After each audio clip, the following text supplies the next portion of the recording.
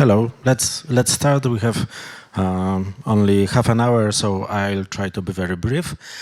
This will be a short overview of a community-driven salary survey that was undertaken in June this year.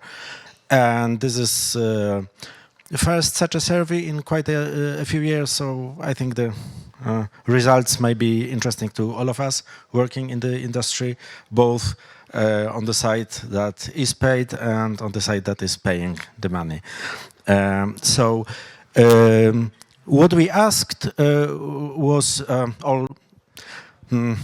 salary started because in some internal talks we were confronted with a question, what pay should I expect in game dev when I'm a designer or a programmer or an artist? And we realized with friends that we have basically no idea, so we decided to ask.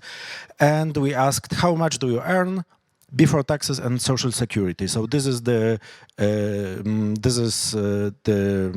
amount, the metric that we were following. That was an online survey. We attacked on Facebook, LinkedIn, and game developer forums. So we covered, and through personal contacts. So we covered as much of the industry as we could, but it's not perfect. So the sample, it's not a perfectly random sample, and we are aware of that. We over 900 surveys came in, which amounts to about 7% of the population. So there are more or less 12 to 15,000 people working in Polish game dev industry, and we gathered data from several percent of them, so it's not bad. But the sample was not random, and the second issue is that these are declared earning. We have no way of changing, of checking the exact amount, so we have to trust that people weren't, fooling with us. And plan for today is brief overview of the results. The results can be downloaded and there will be link at the end of the presentation. So if you are interested in a more in-depth report, it's available online. So who responded to the survey? Let's start with that. As far as seniority goes, we have data mostly from specialists and seniors. We asked not for the name of your position in the company, but we asked about your level of responsibility within the company. And so if you have almost no responsibility and you're just following, let's say, orders, you're a junior, and when you have big responsibility, you're a senior. So these are not names of the positions, but over like scope of experience. We see that there is a low number of juniors in the results, and this could be interpreted in two ways. First, we didn't reach the group. It may be that the Facebook groups that we attacked are more for people with experience, and the other hypothesis is that we have some problems with employing people with low experience. Maybe we try or we prefer employing people who are already specialists. As far as specialization goes, we got data mainly from code, art, and then design. There is one, let's say, glitch in the survey that we bundled production and management together, and this skewed the results because we got results from line producers and CEOs into one bucket. So we tried to filter the results, but that's, like it was our first survey, and we didn't think it through, to be honest, this part. This is an interesting point, the type of contract.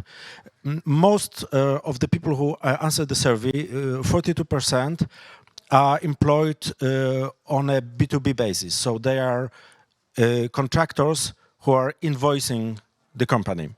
and that's the biggest group among those who answered the survey. And the second group, 32%, are people on contract of employment, czyli na umowę o pracę. So, commission work and contract of services, czyli umowa o dzieło i umowa zlecenia, are the minority. This is interesting, both because, as far as we know, a few years ago, there were fewer people on contract of employment, so this group grew, and my personal opinion is that's good. And the second part, that the most common type of employment is invoicing, contracting. That's something to think about. As far as of gender goes, within the service, the data we gathered, 82% of the data come from men, and only 17% of the service came from women. And I don't know how to interpret that. The only other data that we have, which are from the report of the state of the industry from last year from Game Industry Conference. The other data suggests that 25% of people working in game dev industry are women, so minority, but not such stark minority. My hypothesis is that maybe in production there are even fewer women. Maybe there are women working in back office, in HR, and and we didn't reach with the survey to this group so much. I don't know. So that's something, an interesting data point, I think. Because when I look at the room, there are more than 17% women sitting here. So yeah. And now let's talk about money and just look at the data that we managed to gather. First, across all surveys, the average pay is 11,000 zł before taxes and social securities, czyli to jest kwota brutto. And the maximum that we have was 55,000 per month. The minimum 1,500, and median value, that means that half of the people earn less than this amount, and half of the people earn more than this amount. So median value is about 9,000% before taxes and social security. Compared with the country average, these are very good.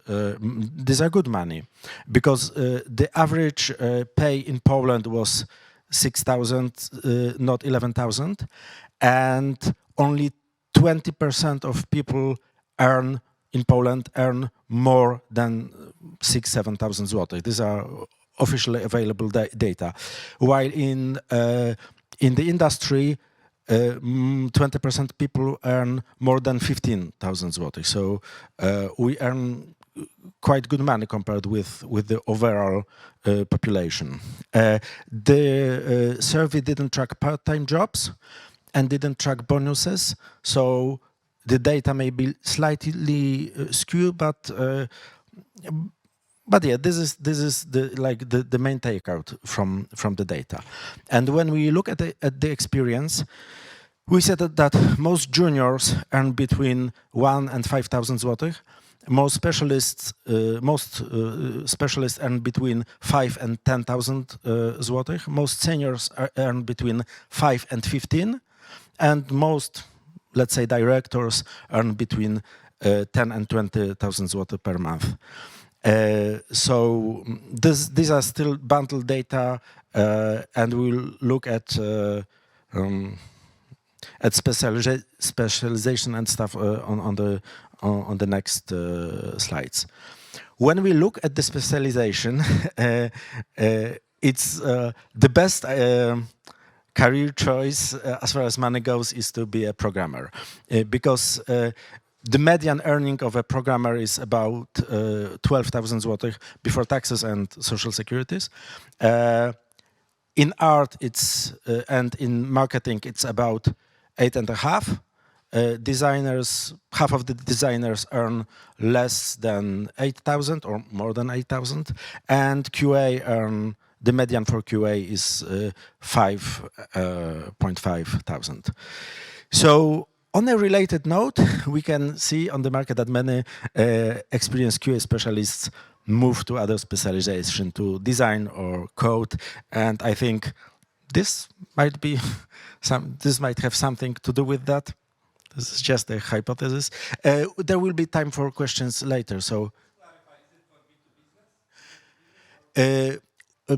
this is for all types of employment, and in every type we were asking for the amount of money before taxes and before social security. So if so, brutto or yeah, brutto. That's brutto. Yeah, yeah. That's gross. Yeah. Okay. Okay. And when we look at experience versus earning, we can see that these are still median values, that the median for junior is about, across all specialization, it's about 5,000 złotych brutto. For specialists is about 9,000. For senior is about 15, and for director is about 20. As far as specialists go, so the not very experienced but already experienced people, so 20% of them earn less than 6,000 and 20% of them earn more than 13,000. So this is like the spectrum for the specialist. If you are interested in the data for every part for every level of experience, these are in the full report. And when we looked at now, let's look at every specialization. So for production and management, we can see that specialist at medium, the median for specialists is about 8,000 złotych. For art, it's about 7,000 złotych. Sorry, let's go back. The first I was presenting, that was for programmers. Yeah, so median programmer earn programming specialists at medium earns 9,000. Production earns almost 8,000. Artists earn 7,500, but senior artists earn more than senior producers. Specialist designer earns at medium 6,500, and for QA it's about 5,000 złotych. As we can see, the declared earnings of senior and directors of QA are very low. Now let's at the gender gap. This first slide is slightly misleading, but that was the first data that we noticed, that at the global level, across all specializations and all levels of experience, women earn less, like 75% of what men earn. And then we started looking at the why is it so? And the first thing that we noticed that there are much more juniors and specialists, women junior and women specialists, than women seniors and women directors. So either women are new in the industry, so they are recent employees and not yet gained the experience or not yet advanced in the ranks, or women met problems with advancing to senior positions. I have no idea which hypothesis is closer to the truth or has more impact on the earnings, but that's the first part of what amounts to the gender gap, that more women are on specialist and junior positions than men, when we look at the percentages. And the other thing is that if we compare earnings, junior men earns about the median value is 4,500, and for women it's 4.1. So it's almost the same. For specialists, the median is also almost the same for men and women, but when we look at senior positions, median for senior men is over 12,000 złotych, and for women, is 9.5 thousand złotych.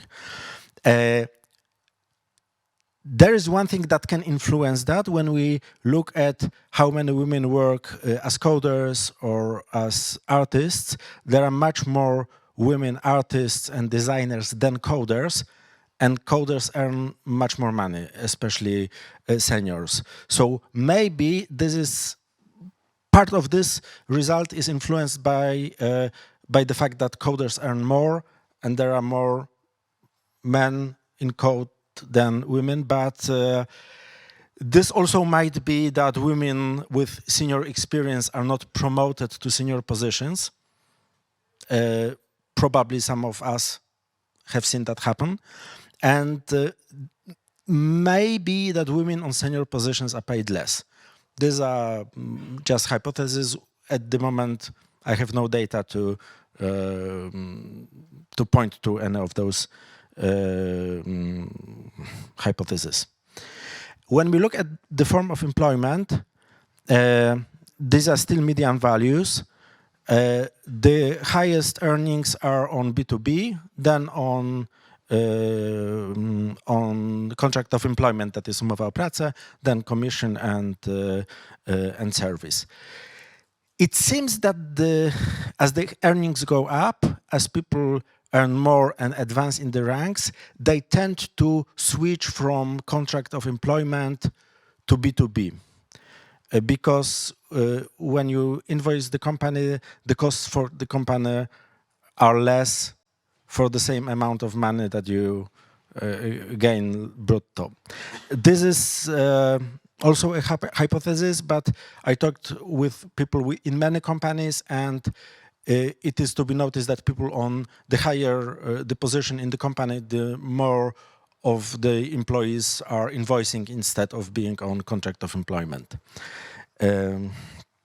So that was the data.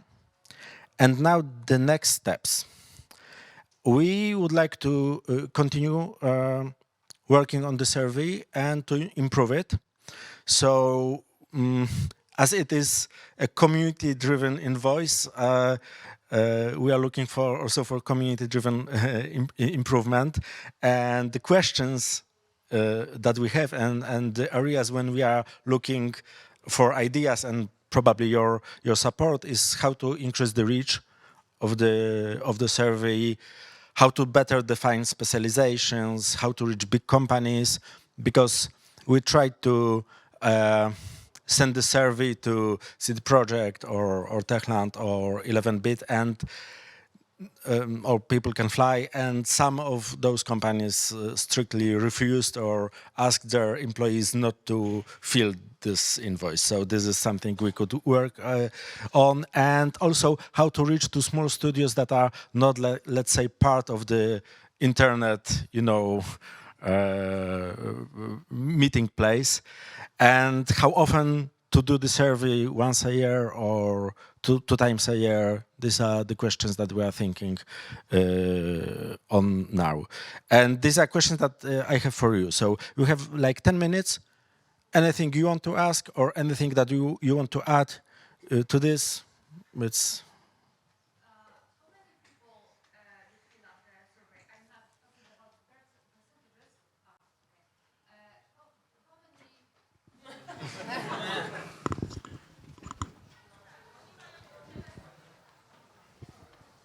Test? Okay. How many people did fill up the survey? I mean the numbers, not the percentages. It was 961 surveys. So that's 7% of the population. So it's not a small sample. Oh, a bonus slide. We did another survey about remote work, and maybe you are interested. Over half of us work remotely at the moment, and almost everyone is, let's say, satisfied with the way they work. You can download the report from this QR code. So, if you want, be my guest. Okay. Any other questions?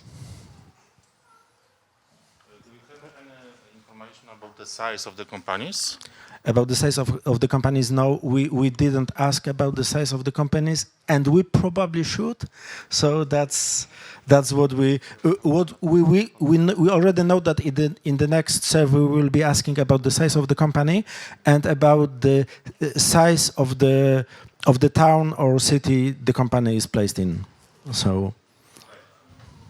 We tried not to ask very specific questions because we didn't want the data. We wanted the data to be anonymous, so we're trying to find the point of balance. But yeah, this is a very good idea.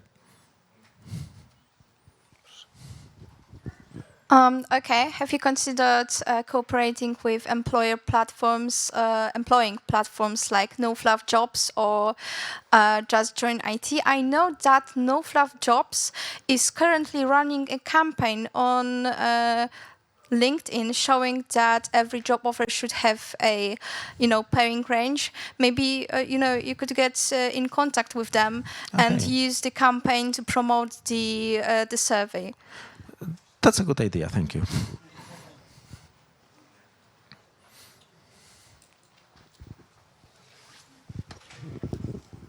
Did you include a question about like city of living, and do they work like in Poland or like live in Poland but work abroad?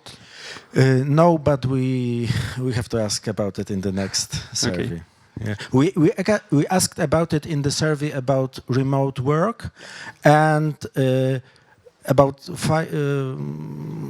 it was a very small percentage of people who were living in Poland but working abroad. So probably it didn't skew the results very much, but yes, we should be asking about it. If you are earning in zlotys or in euro and in dollars, that's important. Yes.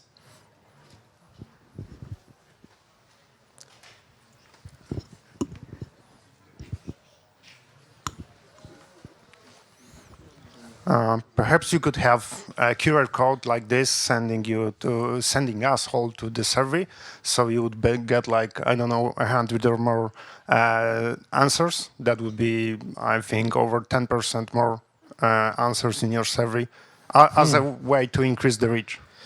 Yeah.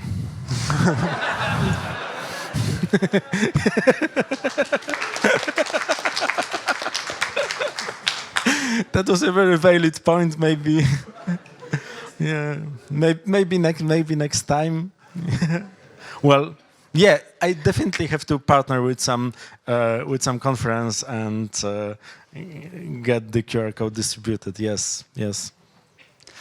So you said that the survey was the experience was based on the how they do describe their tasks or what they do need the job. Did you compare this to the actual positions that the No, because I didn't ask for the data. So. Yeah, because there was a question about the gap, yeah. So that if, for example, women are not gaining experience or are not promoted for this might answer this question. I think that in the next survey we will be asking for two things: how long do you work in the industry, and what is your position? And then that would allow us to compare and test the hypothesis. Yes, yes. Hey. So you mentioned that from the respondents, not a lot of people have been from the big Polish game dev companies, like People Can Fly, CDPR, and things like that. So I wanted to ask, how big was the population that responded from the big companies compared to the rest? I have no idea because I didn't ask for the size of the company, which was probably a mistake. All right, thank you.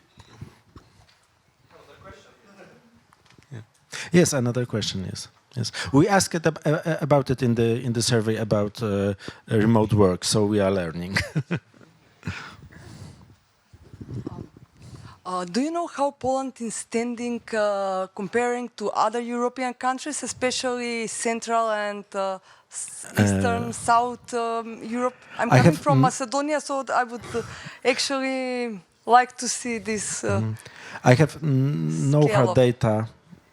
Unfortunately, I have no hard data, but from what I imagine, we pay quite well comparing to the Europe. To the neighborhood countries. So let's say the neighborhood countries. We have 5 minutes, and so I will have to end. Maybe one more question, and then you can find me in the corridor if you want to talk about it more.